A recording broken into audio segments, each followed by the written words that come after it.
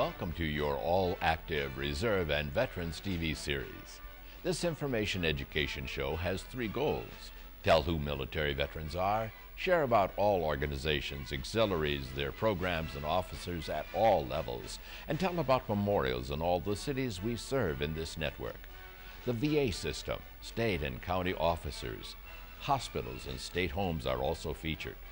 Please do check out our websites, share your program ideas and concerns via the contact information on the show. We open each month's show with a patriotic theme.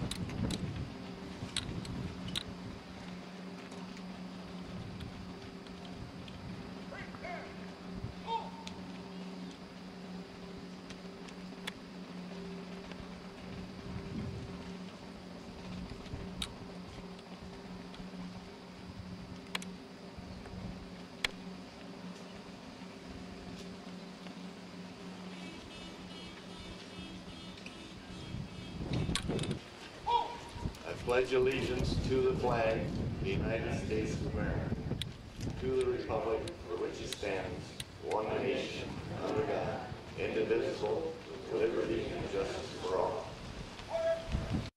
You got pride and you're proud you do. Hey, we could use some more like me and you. Where the stars and the stripes and the eagle fly.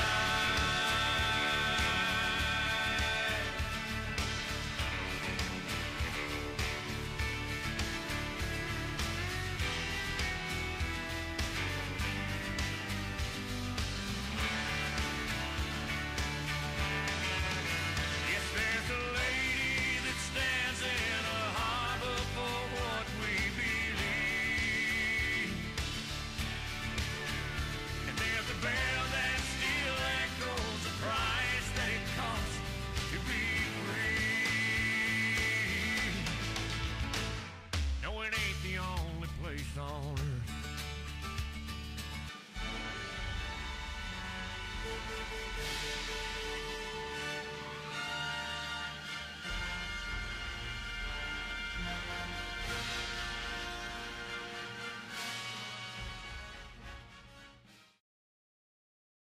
Welcome once again to Vets Visits on TV. So happy you joined us for this program for October, number 139.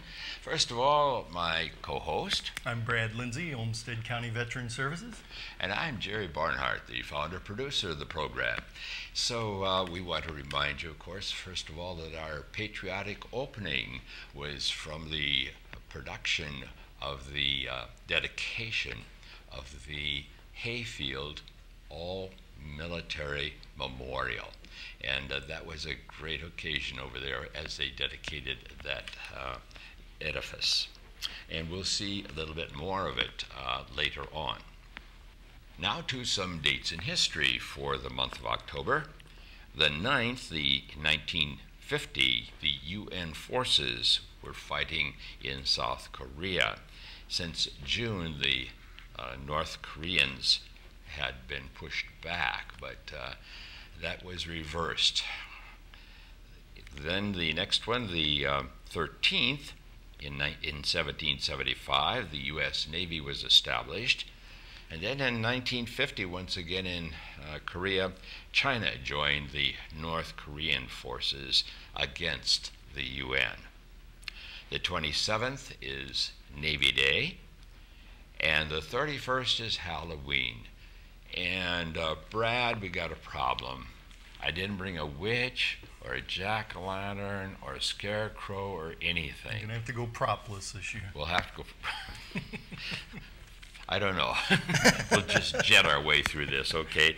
Why don't you go into the first feature? All right. We're grateful when we're able to include a feature on the construction or dedication of any memorial. The Hayfield Public School gave Jerry the DVD of construction of the Veterans Memorial with some appropriate patriotic music. We'll see more as part of this feature in which Jerry interviews a well-known Minnesota Legionnaire, Harlan Buck. We'll also hear some history going back to the World War I Memorial, which is next to the All Veterans Memorial. So how large is the city of Hayfield, sir? I think it's around 1,400. Okay. And now this memorial, you have been working on it for how long? 3 years. Okay. 3 years ago, that's when we started talking about it. And we actually been active about 2 years on it. Okay. Now, we've just finished a very fine program, and we are going to take a little bit of a pan shot, and we first have the introduction down here, the Veterans Memorial Park. About how many names are on the walk of remembrance that you There's have here? 237 pavers at this time. So, what is the history of the monument over to the left of our left? you mean the one white that's ones. got the white? Yes. That was put there by the Hayfield American Legion Auxiliary with the names of the local people that served in World War I. I see. So it goes way, way back, doesn't it? That was the only memorial that Hayfield has. So this is why we come together, that they needed a memorial to honor all now past and present. Because the memorial we dedicated today, that honors all veterans, past and present. What is the history on the statue and the granite marking? Okay, the statue, that's supposed to represent the Vietnam GI. Okay. And that statue is bronze, and it weighs 1,800 pounds and stands 7 foot 6 inches tall. Well, what basically is on the granite monument? We can't quite make it all out. On the monument back behind, or it says in honor of all who have served. yeah, all who have served In the armed forces to the Of the- present. And we have a few people in front of us then. Yeah, this Okay. time it's. We are grateful to. Is there another part of the monument? Is there a weapon over there to the side too? Well, behind where that monument is, there's a brass plaque that's got the soldier's verse on it, and it's very, very fitting, and it's got the flag and so forth on it. And then behind that are the flagpoles. The flagpoles represent the United States flag, the state flag, and the POW flag. Okay, good. And then another unique thing we did with the memorial is the walkway pavers. The left lane of pavers, we started out, that represents the Civil War veterans.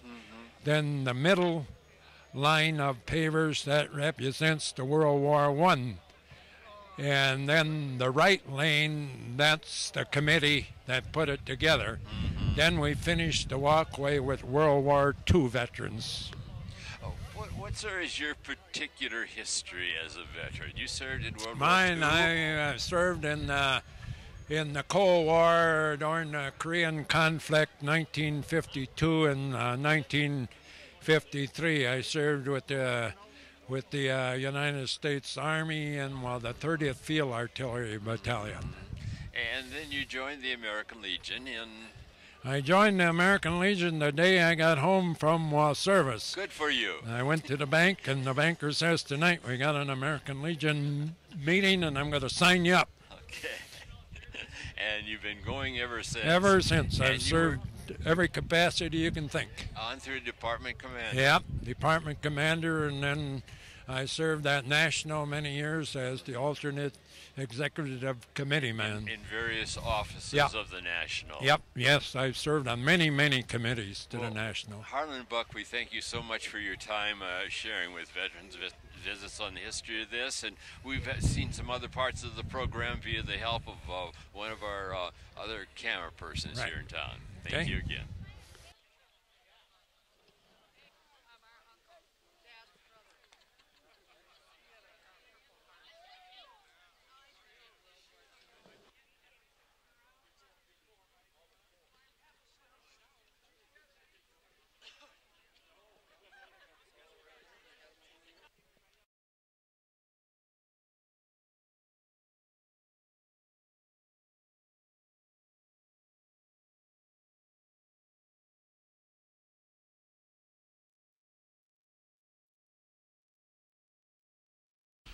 Many homeowners have found it difficult recently to pay their mortgages, but quick intervention by loan counselors for the U.S. Department of Veterans Affairs have actually reduced the number of veterans defaulting on their home loans. The VA is reaching out to veterans, both those who use the Home Loan Guarantee Program and those who don't take advantage of the loan guarantees, to keep people in their homes, said Secretary Dr. James Peake. Accounting for much of this success are VA counselors at 9 regional loan centers who assist people with VA guaranteed loans avoid foreclosure through counseling and special financing arrangements. The counselors can also assist other veterans with financial problems. VA counselors have helped about 74,000 veterans, active duty members, and survivors to keep their homes since 2000, a savings to the government of nearly $1.5 billion. Depending on a veteran's circumstances, VA can intercede with the borrower on the veteran's behalf to pursue options such as repayment plans, forbearance, and loan modifications that would allow a veteran to keep a home. To obtain help from a VA financial counselor, veterans can call the VA's toll-free number, which will be on our screen at 877-827-3702, or they can get information on the Loan Guarantee Program on the web at www.homeloans.va.gov.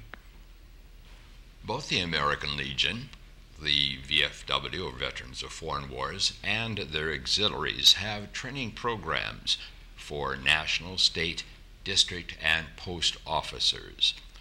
All members are encouraged to attend one of these events and learn more about those experiences of learning.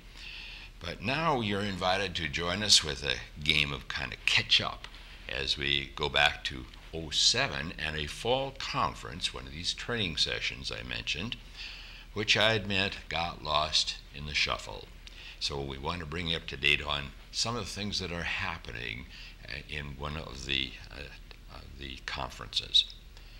We'll hear first from now past Commander Jim Kofer as he shares some of the busy schedule at the Minnesota event of the American Legion. And then youth programs are a very strong aspect, as we know, of every department of the Legion and the VFW. We'll hear now a very comprehensive report from the Boys State Director, Mike Reddick, and then he'll turn the mic over for a few moments to the for some youth programs from Lee Torgelson. First, past Commander Jim Kofer. Commander Kofer, welcome to Vets Visits. Thank you. Thank you. And your year began in? It began July 18th. Okay. Actually, the 20th at an election in Bloomington, Minnesota, at our department convention. So this is really the first full-blown event of your season, then, is it? This is our first conference. This is our fall conference here in St. Cloud and in Waite Park. Actually, the Silver Star Post over here in Waite Park, they're the ones hosting it for us here. We're at the Kelly Inn, and what we have is the Legionnaires from all the districts, all of our 10 districts, and department officers, as well as many, many post officers and post individuals here with us today for a training session. Already this morning we have went through some of our major programs for the American Legion.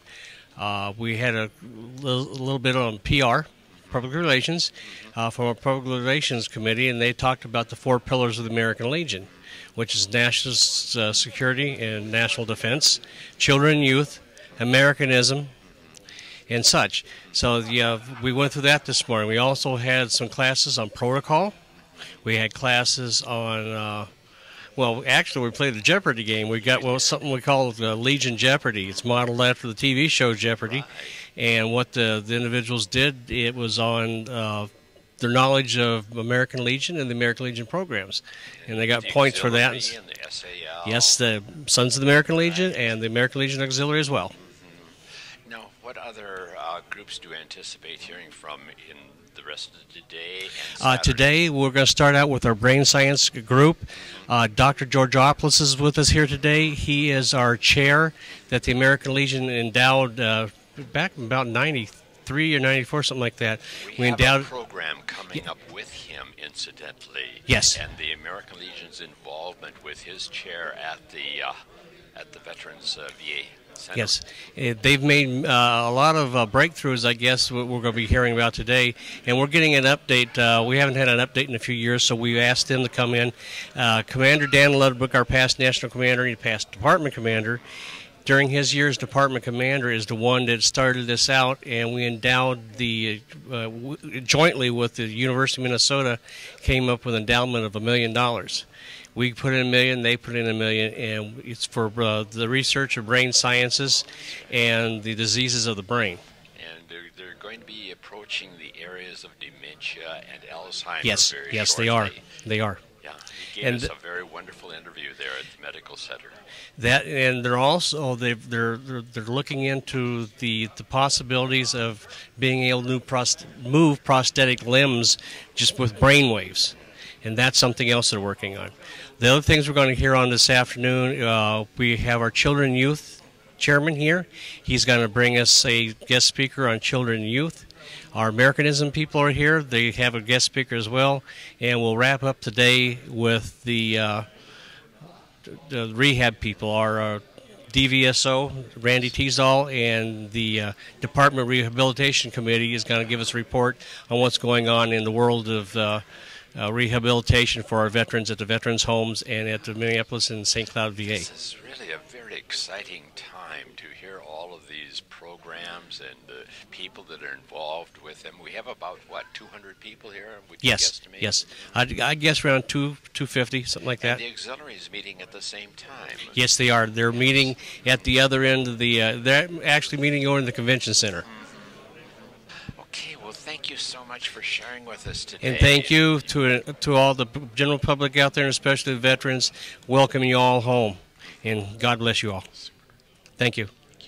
Good afternoon. I'm Mike Reddick from Post 158 in Madison, Minnesota, the director of Minnesota Boys State. With me today is Lee Tullickson, a member of the operating staff of the Boys State Committee. He's from Post 282 of St. Louis Park. Together this afternoon we made a presentation on Boys State and the programs on behalf of the American Legion. I'm very happy to report that this past year the American Legion, the national organization, has presented $557,500 to young people across the nation in various programs. The list starts out with the Eagle Scout program, where we present $17,500 in scholarship. Next is followed by the National Oratorical Contest, in which in Indianapolis they give out $136,500. The Legacy Scholarship, which was started for the descendants of fallen heroes from 9/11 and going forward, we have to date this year given out $36,000 for that Legacy Scholarship program. The baseball program gave out $43,000 worth of scholarships this summer, and we have awarded just recently $300,000 in the Samson Scholarship. Boys Nation had $4,000 worth of scholarship, and we also award scholarship to the SAL and some of the other numerous ones. At this time, I'm going to ask that Lee holds up the proud recipient of the Sampson Scholarship from Minnesota that is going to go to New Ulm, Minnesota. Brady Weibel, a member of the Minnesota Boys State program for 2007, was entered into competition, and he received the $20,000 2007 Sampson Scholarship. This is the second recipient from New Ulm, and we're very pleased and proud to have that happen. In addition to Brady receiving the scholarship, we're also able to present an equal amount in a check of $20,000 to a counterpart, Emma Marie Hassel from Brooklyn Park, Minnesota. She was a member of the 2007 Girls State program. So this is a tremendous amount. As I said, $557,500 for the American Legion this year, and that we are very appreciative of it. Could I ask a question? When we say scholarship monies, does this mean that this can be used toward a college education? This money will help them in the financing of their 1, 2, or 4 years of college, whichever they choose. And this is on top of any of the other awards that they're going to receive. And I know that speaking to a young man by the name of Kyle Obel from New Ulm, he said it made the difference for him to go to Notre Dame. When we know that these monies are difference makers, we remember a past recipient of the National Oratorical Scholarship, somebody that Lee helped sponsor at Boys State and went on to be a National Oratorical Contest champion, H.J. Shea. We're so proud of these individuals, and we know they've made a difference in their lives. Now, where do these funds come from? These funds come from generous donations. Of course, the Sampson Scholarship comes from the generous donation of the Sampson Corporation. Based in Korea. Based in Korea. The Legacy Scholarship is based on donations that were made on the Legacy Run this past 2 years to the National Convention. They've had a Legacy Run where people on the motorcycles have transported out to the National Convention, and along the way they've had corporate or individual donors that have donated towards that. But we also have many people that donate throughout themselves individually or corporately to these funds. And again, I say that over $500,000 of scholarship donations is kind of impressive. We certainly appreciate the information which we've received about these organizations and their interest in the scholarship programs of the American Legion. And we'll follow other programs as they come up from the American Legion and the young people that are recipients. Okay, we'll take just a few seconds and report about the winners of the Minnesota Boys State program for the past year. From Austin, Minnesota, we have the outstanding Boy Stater, Anthony Hernandez. He is the son of Dan and Cindy Hernandez and attends Austin High School. Miles Dombrowski from Foley High School, son of Pat and Sherry Dombrowski, heralds as this year's Boys State Governor. Those two individuals went on to Washington, D.C. to represent us at Boys Nation. And of course, a past program of Vets Visits featured the Austin person. Anthony, yes, I understand. Anthony did a great job. I heard resounding comments on Anthony's program that was held just a few weeks ago by yourself. People were very impressed with our young man, and we too at Boys State are also equally impressed with Anthony's ability and look forward to working with him as a staff member of the 2008 Boys State. Other individuals, Brian Bow of Slayton. Brian is the son of Daniel and Sue Bow. He was the first Boys Nation alternate. And then we have Andrew Krohn from West Mankato, and he is the son of Beth Andrews. And those four young men were the two Boys Nation senators and the two Boys Nation alternates. In addition to that, I've already talked to you about Miles Dombrowski, who was the governor. We have Patrick Martin from Burnsville, who was the lieutenant governor. Park Lesung from Vadnais Heights was the Secretary of State. Justin Lee from Rothsay, Minnesota, was the state auditor. Anthony Hernandez, you've already heard about him. He was elected as the Attorney General at Boys State. Xavier Hussein from Fridley was the Chief Justice. And Emery Wesson, Ben Lundquist Emery was from West Lakeland, and Ben Lundquist from Wheaton were the Associate Justices on the Supreme Court at Boys State 2007. And we want to give a special thank you to all people in our 18-state network who are aware of the Boys State operations which are in their states, because it is in 49 of the 50 states, I understand. It is in 49 of the 50 states, and we also want to say a special thank you to SMSU in Marshall, Minnesota for being the host campus for the 2007 Boys State program, and we're looking forward to going back to Marshall along with their post, as they sponsored an excellent program this past year, and we look forward to doing the same this next year. And we hope we'll hear from other states with their Boys and Girls States program as well in our network, because we all share and learn from the experiences that others are having. That's correct. Go ahead, Lee. The one thing that I would just state is that next year, '08, is going to be the 60th anniversary of Boys State in Minnesota. Wonderful. And we're looking forward to a very excellent program this next year. Talk about the SAL. And the SAL has declared that their project for this coming year. The Sons of the American Legion. Right. And one of these days, maybe Vets Visits on TV could be on the campus to check in on some of those activities. We would be more than happy to have you come down to Marshall next year, the week of June 15th to the 22nd, and the kids would be ecstatic to have you be in on Vets Visits. I think you do an outstanding job, and we're pleased to have you be part of this program today, and look forward to that next summer. That would be a great asset to our program. Thank you. Thank you again, gentlemen. So I guess that about wraps it up for the show today. That should do it, Jerry. Let's take a final plug, however, for the website, which has been going for a number of years, for vetsvisitsontv.org. And we're also found on the VFW national website, which has been getting a lot of hits, I understand. Apparently so, over 10,000. That's fantastic. In 1 month? I think that was in a week. In a week. Mm-hmm. Okay, so maybe the other people who put websites together would like to remember Vets Visits is available. And you can also, of course, find us on our YouTube location.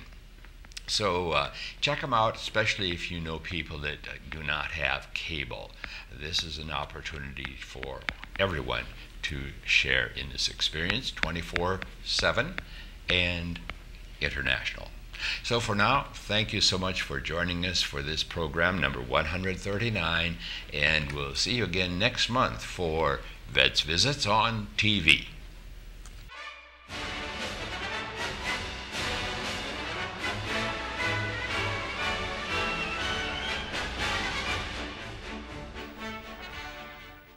Thank you for joining us for this month's show.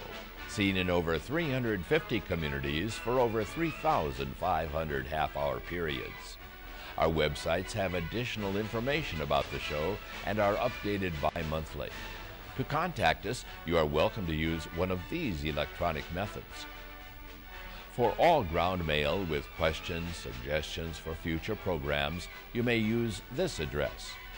Our IRS nonprofit status is 501c3, Information Education. The Minnesota Commissioner of VA and these state-level organizations believe in and endorse Vets Visits. Join us next time, won't you, for Vets Visits on TV.